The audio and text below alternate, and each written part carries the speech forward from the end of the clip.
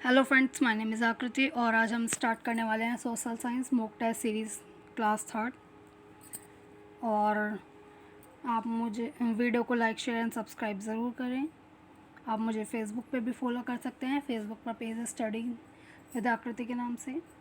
Start करते हैं अपनी वीडियो क्वेश्चन नंबर 1 के साथ। कौन सा उद्योग अक्सर आधुनिक उद्योगों की रीढ़ की हड्डी कहलाता है? पेट्रोलियम, ऊर्जा, यातायात या इस्पात?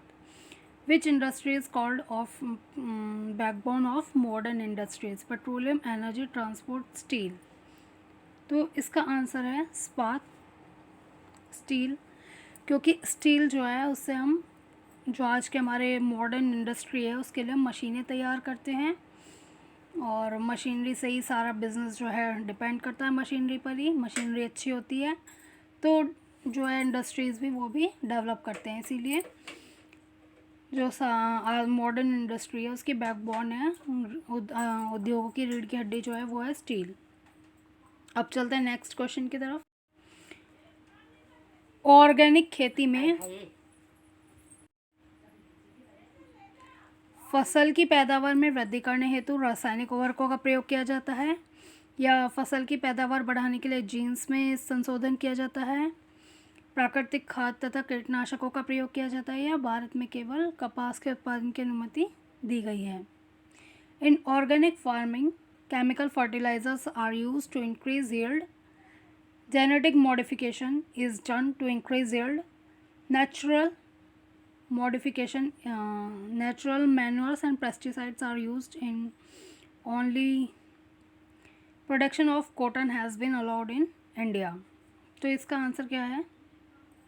इसका आंसर है प्राकृतिक खाद तथा कीटनाशकों का प्रयोग। ऑर्गेनिक खेती जो है इसमें रासायनिक उर्वरकों का प्रयोग नहीं किया जाता है, रासायनिक खाद का प्रयोग नहीं किया जाता है। इस प्रकार की खेती में प्राकृतिक जीव जंतु तथा पेड़ पौधों से जो घास या खाद वगैरह से जो खाद बनाई जाती है या कीटनाशकों का प्रयोग इसमें किया जाता है, जो मतलब प्राकृतिक रूप से बनाई जाती है, जीव जंतु से या पेड़ पौधों से बनी हुई। ठीक है, तो natural manures and pesticides are used in organic farming. अब चलते हैं नेक्स्ट क्वेश्चन की तरफ। Which of the following to a popular eco friendly automobile fuel? निम्नलिखित में से कौन सा प्रसिद्ध पर्यावरण अनुकूलन ऑटोमोबाइल ईंधन है? तो ये आज की डेट में आप सभी को पता होगा, सीएनजी। सीएनजी जो है वो पर्यावरण अनुकूल ऑटोमोबाइल है, यानी कि और इको फ्रेंडली ऑटोमोबाइल है, ये फ्यूल है। और इसमें जो है हाइड्रोकार्बन का मिश्रण होता है। सीएनजी में 80 से लेकर 90% तक मीथेन गैस होती है। मीथेन गैस का फॉर्मूला होता है CH4। कंप्रेस्ड नेचुरल गैस ये एक इको फ्रेंडली ऑटोमोबाइल फ्यूल है। अब चलते हैं नेक्स्ट क्वेश्चन की तरफ। Barometer is use to measure rainfall, measure temperature, measure atmospheric pressure या मेजर सी लेवल। बैरोमीटर का प्रयोग डैश होता है वर्षा को मापने के लिए, तापमान को मापने के लिए, वायुमंडलीय दाब को मापने के लिए या समुद्र के स्तर को मापने के लिए। तो इसका आंसर है वायुमंडलीय दाब को मापने के लिए, क्योंकि वायुमंडल दाब को मापने के लिए बैरोमीटर का प्रयोग किया जाता है। और इसका निर्माण जो था वो फोर्टीन द्वारा किया गया था। बैरोमीटर का पारा जब नीचे गिर जाता है, मतलब डाउन हो जाता है, तो वो बड़े तूफान को आने का संकेत करता है। तो इसका आंसर है मेजर एटमॉस्फेरिक प्रेशर। और अब हम नेक्स्ट क्वेश्चन की तरफ चलते हैं। ऐसा विश्वास किया जाता है कि ईशा का शिष्य, ईशा यानी ईशा मसीह जो थे, उनका शिष्य था सेंट थॉमस। वो डैश में आए थे। The epistle of Christ Saint Thomas is believe to have come in Goa, Karnataka, Tamil Nadu, Kerala. Goa में आए थे, कर्नाटक में आए थे या तमिलनाडु, केरल? तो इसका आंसर है केरला। ईशा के शिष्य है और सेंट थॉमस, वो पहली सदी में जो है पल्लव शासक थे, गोंडो फर्नांडिस। उनके शासनकाल में भारत में आए थे वो, और 42वीं ईस्वी में वो केरल की साइड चले गए थे। वहीं पर उनकी मृत्यु हो गई थी और इसी प्रकार जो है पहली सदी में ईसाई धर्म वहाँ पर यानी भारत में फैल गया था। ठीक है, तो इसका आंसर केरल है। अब हम नेक्स्ट क्वेश्चन देखते हैं। According to the constitution how many organs of the state are there? 2, 3, 4, 5। संविधान के अनुसार राज्य के कितने अंग हैं? इसका आंसर है 3। संविधान के अनुसार जो है राज्य के 3 अंग होते हैं, विधायिका, कार्यपालिका और न्यायपालिका। अगला क्वेश्चन देखते हैं। Federalism refers to existence of more than one level of government in the country. Federation of states to run the country. Only the central government has the right to make laws. Yeah, jury is the highest authority in the country. संघवाद से तात्पर्य है देश में एक से ज़्यादा स्तर की सरकार का होना, देश को चलाने के लिए राज्यों का संघ होना, केवल केंद्रीय सरकार को कानून बनाने का अधिकार है, न्यायपालिका देश में सर्वोच्च शक्ति है। तो इसका क्या आंसर है? इसका आंसर है देश को चलाने के लिए राज्यों का संघ होना, federation of states to run the country.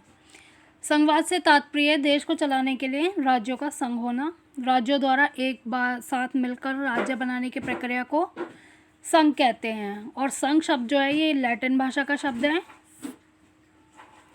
फेडरलिस, इससे बना हुआ है ये शब्द, और इसका अर्थ होता है लीग। इस प्रणाली के अंतर्गत सरकारी अधिकारी जो होते हैं वो अलग अलग स्तरों पर बटे हुए होते हैं। अब चलते हैं नेक्स्ट क्वेश्चन की तरफ। एक राज्य में यदि एक राजनेता यह तय करता है कि उसके राज्य में दूसरे राज्य के कामगारों को कार्य करने की अनुमति नहीं दी जाएगी, तो इससे कौन से मौलिक अधिकार का उल्लंघन होगा? फर्स्ट ऑफ ऑल हम क्वेश्चन समझते हैं। क्वेश्चन का मतलब यह है कि अगर एक स्टेट का जो मिनिस्टर है वो ये सोचता है कि हमारे स्टेट में दूसरे जो मज़दूर आते हैं उन्हें काम नहीं मिलेगा, मतलब उन्हें काम करने की अनुमति नहीं दी जाएगी, तो वो कौन से मौलिक अधिकार, कौन से फंडामेंटल का वायलेटेड किया जाएगा, उल्लंघन किया जाएगा? If a politician in one state decided to not allow labours from other states to work in his state, which fundamental right will be violated? Right to equality, right to freedom, right against exploitations, right to constitutional remedies. समानता का अधिकार होगा, स्वतंत्रता का अधिकार का उल्लंघन किया जाएगा, शोषण के विरुद्ध अधिकार किया जाएगा, या फिर संवैधानिक उपचारों का अधिकार किया जाएगा। इसका आंसर है स्वतंत्रता का अधिकार, राइट टू फ्रीडम।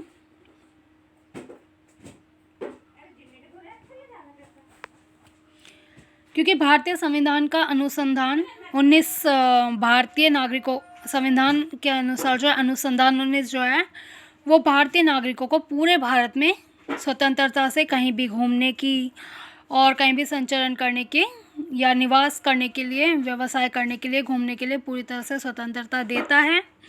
और अगर ऐसे में किसी राज्य का नागरिक दूसरे राज्यों में जाकर नौकरी करना, जॉब करना चाहता है या फिर अपना व्यवसाय करना चाहता है तो वो कर सकता है। अगर इस तरह के अकॉर्डिंग अनुमति नहीं दी जाती है तो वो स्वतंत्रता का अधिकार का उल्लंघन किया जाता है। अब चलते हैं नेक्स्ट और लास्ट क्वेश्चन की तरफ।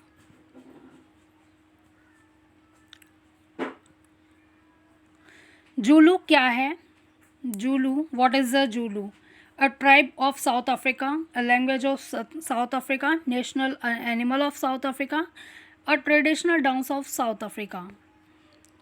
दक्षिण अफ्रीका की ये जनजाति है या भाषा है, या दक्षिण अफ्रीका का राष्ट्र पशु है, या दक्षिण अफ्रीका का एक परंपरागत नृत्य है। तो इसमें दोनों ही आंसर राइट होते हैं, ये जनजाति भी है और एक भाषा भी है। एट्रीब्यूट ऑफ साउथ अफ्रीका और लैंग्वेज ऑफ साउथ अफ्रीका, इसके लिए दोनों ही आंसर ठीक है क्योंकि ये एक जनजाति भी है साउथ अफ्रीका में और दक्षिण अफ्रीका की भाषा भी है ये, और ये बंत जातियों द्वारा बोली जाती है, इसीलिए दोनों ही आंसर राइट होते हैं। ठीक है, और बहरहाल क्षेत्र में पाई जाने वाली जनजाति भी होती है ये। इस तरह से दोनों आंसर ही राइट होते हैं। और इसी के साथ ही हमारी क्लास ख़त्म होती है। वीडियो को लाइक, शेयर एंड सब्सक्राइब ज़रूर करें और कमेंट करके ज़रूर बताएं कि आपको वीडियो कैसा लगी। Thanks for watching.